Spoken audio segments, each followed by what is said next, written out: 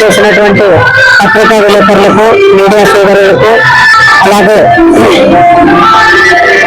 మసీదు ముట్టల్లి వాళ్ళకి, తర్వాత యువతకు, ఆదోని ప్రజలకు అందరికీ కూడా నా యొక్క ధన్యవాదాలు తెలియజేసుకుంటున్నాను.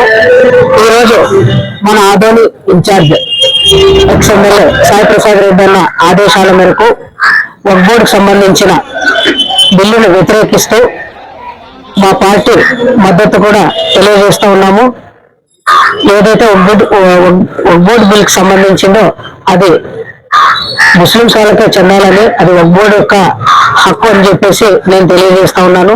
దీనికి దుర్వినియోగం చేస్తున్నటువంటి బీజేపీ ప్రభుత్వం అయితేనేమి, ఆర్ఎస్ఎస్ వాళ్ళైతేనేమి దీన్ని తీవ్రంగా ఖండిస్తా ఉన్నాము. ముస్లింస్ ఐక్యతను కూడా ఈ ర్యాలీ ద్వారా తెలియజేస్తా ఉన్నాము. ఏదైతే మీరు ఈ బిల్లును ప్రవేశపెట్టినారో దాన్ని వెంటనే తిరస్కరించి వక్ఫ్ బోర్డుకే సంబంధం ఉన్నట్లు దీన్ని అమర్చాలని చెప్పేసి నేను కోరుకుంటూ ఈ అవకాశం వచ్చినటువంటి మిమ్మల్ని క్వశ్చన్ చేస్తా ఉన్నాను.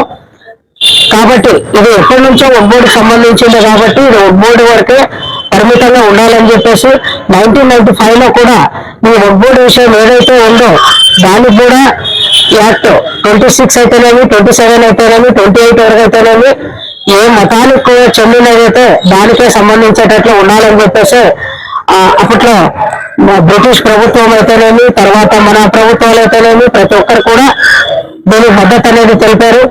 మళ్ళీ చంద్రబాబు నాయుడు గారు దీన్ని ఏ విధంగా సమర్థించినారో మాకైతే అర్థం కావడం లేదు, కానీ ఆయన కూడా తొందర దీన్ని మేమైతే తిరస్కరిస్తున్నాము.